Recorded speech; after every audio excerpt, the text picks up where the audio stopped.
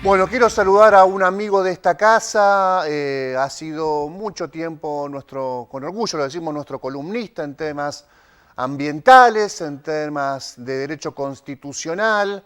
También hemos aprovechado más de una vez sus conocimientos de cine, así que le agradezco enormemente a Rafa Colombo que se haya conectado para charlar un poco del tema que hoy nos preocupa tanto. ¿Cómo te va, Rafa? Buenas noches. Buenas noches, Héctor. Un gusto saludarte y estar aquí de nuevo en este hermoso programa como es. Rafa es además miembro de la Asociación Argentina de Abogados Ambientalistas. Está haciendo una especie de vocero del sector, por lo menos es una de las voces que más se leen, se escuchan, se ven en los medios nacionales, alertando no solamente sobre la sequía y sobre el descenso de los niveles del río Paraná, sino también de otros asuntos que hemos charlado en más de una oportunidad con él en este programa y en otros espacios. Pero te consultamos en este caso, Rafa, por el estado del río Paraná. Es realmente a los que nos gusta el río y a los que nos gusta acercarnos a la naturaleza y al Paraná concretamente, estamos viendo un fenómeno muy preocupante. Y vos lo calificaste, por lo menos te leíamos en algunos medios nacionales, como un holocausto ambiental. Eh, ¿Por qué lo definís así y por qué considerás que no es solo una cuestión de la naturaleza, sino que la intervención del hombre tiene mucho que ver? Bueno, en primer lugar, calificamos la situación por la que está atravesando actualmente el río Paraná como un holocausto ambiental, tratando de alguna manera de generar una vinculación de lo que fue el holocausto, entendido como un genocidio, y trasladándolo efectivamente a lo que son los crímenes contra la naturaleza, ¿no? Que usualmente se denominan como ecocidio, ¿no? Esta figura que se está tratando de incorporar al Estatuto de Roma y que funcionaría como un nuevo tipo penal para perseguir a todos aquellos responsables de producir daños masivos sobre la naturaleza. Particularmente en relación al río Paraná, lo que está sucediendo es que, como es de público conocimiento, como lo están transmitiendo las autoridades del Instituto Nacional del Agua, estamos ante una situación de bajante histórica que no tiene prácticamente precedentes, salvo que nos remontemos a los últimos 50 o 75 años. ¿Esto qué quiere decir? Quiere decir que durante las últimas décadas el río Paraná ha sido objeto de una presión y un hostigamiento muy fuerte que está vinculado específicamente a la matriz económica productiva por excelencia del litoral y del resto por las que atraviesa el río Paraná. En ese sentido podemos mencionar que esta presión y hostigamiento es fruto de la consolidación de un modelo de agricultura intensiva basada en el uso de transgénicos, el monocultivo y por ende la no rotación de cultivo, la aplicación de tóxicos. También tenemos que referirnos a la expansión correlativa de un modelo de ganadería intensiva que no avanza, que avanza no solo sobre la llanura, sino también sobre las islas y el delta. También tenemos que dimensionar las miles de embarcaciones y las millones de toneladas de mercaderías que se transportan por la hidrovía Paraná-Paraguay, como así también las obras de dragado y de sobredragado que lleva a cabo la empresa concesionaria que es Yandenul, la contaminación de las industrias que descargan sus efluentes en el río, las represas que producen grandes embalses de curso de agua, interrumpiendo el flujo natural y estacional de esos cursos hídricos, y por supuesto el cambio climático que se traduce en estos eventos climatológicos extremos caracterizados por prolongadas y expansivas sequías que se alternan con cada vez más concentradas y prolongadas lluvias, y por supuesto todo esto contribuye a la intensificación de la bajante. Uh-huh. Sí, el fenómeno, hoy leía que en 11 oportunidades en el siglo XX la laguna Setúbal estuvo por debajo del cero en el hidrómetro local. En realidad el río, en la medida del puerto local, estuvo por debajo del cero. Pero bueno, eso impacta inmediatamente en lo que vemos de la laguna Setúbal. Y concretamente en nuestra área metropolitana, Rafa, que tuvo un crecimiento que se ocupó mucho terreno al río, mucho terreno de la laguna, incluso con cierto consenso social, con cierto consenso académico. Esto debería reverse, no digo para derribar lo ya hecho, pero para empezar a pensar que el terreno que es del río o de la laguna debe permanecer en esa condición y no alterar más estas circunstancias, porque así como hoy encontramos problemas de bajante histórica, también recurrentemente encontramos problemas de inundación. Así es. Bueno, y esto tiene que ver con estos eventos climatológicos extremos a los que hacía referencia anteriormente, y claramente, como vos bien lo señalás, Héctor, la urbanización, el extractivismo inmobiliario, como nosotros lo denominamos, que es una expresión de un modelo de urbanismo neoliberal asociado a la especulación inmobiliaria compulsiva, es una de las principales amenazas de los humedales y en general de las islas, de las riberas y de las barrancas. Esto también, por supuesto, te imaginarás, está ligado a los incendios intencionales que arrasaron solo en el último año y medio con casi 500.000 de hectáreas de humedales y de bosques, de acuerdo a datos oficiales. Fueron muchas más hectáreas, pero me estoy refiriendo puntualmente al impacto que tuvieron los incendios sobre aquellas provincias por las cuales atraviesa el río Paraná, como Corrientes, Entre Ríos, Santa Fe, entre otras. A ello también, Héctor, no podemos dejar de agregarle los impactos que tiene la deforestación.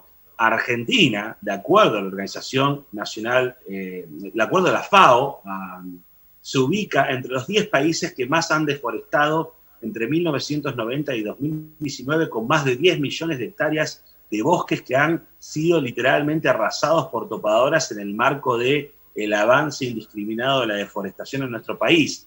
Solo durante el año 2020, en plena pandemia, Argentina sufrió la pérdida de más de 100.000 hectáreas de bosques de las provincias que son las históricamente más deforestadas, que son Santiago del Estero, Salta, Formosa y Chaco. A eso también, Héctor, creo que también hay que sumarle la particular y delicada situación por la que atraviesa nuestra región. Argentina, en términos ecosistémicos, no puede desentenderse de lo que está ocurriendo en otros países, particularmente Brasil y Paraguay, que son dos países que están atravesando también por sequías extraordinarias. Brasil está sufriendo la peor sequía en 90 años, según declaraciones de autoridades oficiales. Tiene también índices muy altos de deforestación sobre el bosque y la selva de la Amazonía y del Pantanal, que se han agravado enormemente en el primer tramo del siglo XXI. Paraguay también tiene un problema de deforestación que se traduce en la pérdida de más de 6 millones de hectáreas de bosques nativos perdidos en los últimos 20 años. En fin, toda una serie de situaciones que claramente agravan la situación del estrés hídrico del río Paraná, porque recordemos, el río Paraná nace en Brasil y circula hacia el sur por Paraguay, ingresa por Misiones y atraviesa el resto de las provincias, Santa Fe, Entre Ríos, hasta desembocar en la cuenca del Plata. Entonces, claramente lo que suceda en Brasil, por ejemplo, en relación a las 90 represas hidroeléctricas que generan embalses de agua, bueno, es un problema que después va a terminar derramándose sobre el resto de los países por los que atraviesa el río Paraná. Gracias, Rafa. Queríamos hablar con vos sobre este tema puntualmente. Después podemos sumar a la agenda de acá a fin de año otros. Mencionaste uno, la hidrovía. Nos interesa muchísimo, sobre todo después de la actitud adoptada por el gobierno nacional de prorrogar por lo menos la estatalidad de su mantenimiento en un contexto hiper difícil como esta bajante histórica. Además, tenemos otros motivos para charlar. Podemos también hablar de las cuestiones que estamos viviendo, ¿no? De la interpretación de la Constitución de la provincia de Santa Fe, otro de los temas que sabemos que a vos te interesan, sobre todo por tu cátedra y tu dedicación. Así que te mandamos un fuerte abrazo, Rafa, y gracias por tu tiempo. Un fuerte abrazo, Héctor, y un placer como siempre. Las puertas de Zona Crítica estarán siempre abiertas para recibirte, Rafa. Gracias por todo. Un abrazo grande. Rafael Colombo, abogado, miembro de la Asociación Argentina de Abogados Ambientalistas, un conocido nuestro, un querido amigo, bueno, en este caso hablando de la bajante histórica del río Paraná. Creo que no nos queda más pausa, ¿no? Estamos, ¿no? Bueno, voy a dedicar unos minutitos. Voy a dedicarle 20 minutos, si puedo. Bueno, 3 o 4. Tengo aquí en mis manos una decisión adoptada por la Justicia Federal de girar unas actuaciones a la Justicia Provincial por considerar que no es materia federal la que se debe investigar. Esto habitualmente ocurre, a veces en una causa provincial se secuestra droga y se envía todo eso a la Justicia Federal porque el narcotráfico es un delito federal. En este caso, y voy a ser lo más breve posible, se inició una investigación en la Justicia Federal casi un año atrás, el 17 de septiembre del 2020, en la cual una denuncia daba cuenta del ingreso de droga a distintos penales de Santa Fe, a la cárcel de Coronda, a la cárcel de Rosario, a la cárcel de Piñero y a la cárcel de Mujeres. El ingreso, según la denuncia, era mediante bolsones y encomiendas y cajas de encomiendas. Y se señalaba como responsable de esta situación al ex subsecretario del Servicio Penitenciario Héctor Acuña y a personas integrantes del Servicio Penitenciario, directores del Servicio Penitenciario que trabajaban espalda con espalda con Acuña. La denuncia es larga, hace referencia a otras cuestiones de Héctor Acuña que no vienen al caso. La denuncia se transforma en una investigación, porque una denuncia puede llegar a la Fiscalía, no tiene color, no reúne los requisitos y la Fiscalía la archiva. En este caso la Fiscalía impulsó una investigación. Se le da intervención a drogas peligrosas de Santa Fe. Bueno, la Policía de Drogas de Santa Fe ya hemos contado aquí todo el crédito que tiene, crédito cero, para investigar nada. Pero después se le da intervención a asuntos internos del servicio penitenciario. Ahí el fiscal cambia la estrategia, el servicio penitenciario es más complejo, no es lo mismo que trabajar sobre un ámbito más típicamente policial, y se avanza en una especie de investigación sigilosa. La investigación, que incluyó tomar testimonios desde asuntos internos a distintos directores y a distinto personal del servicio penitenciario, insisto, la denuncia hacía referencia al ingreso de droga en bolsones y en cajas de encomienda que ingresaban con la anuencia de la dirección, destinadas a internos de distintos penales.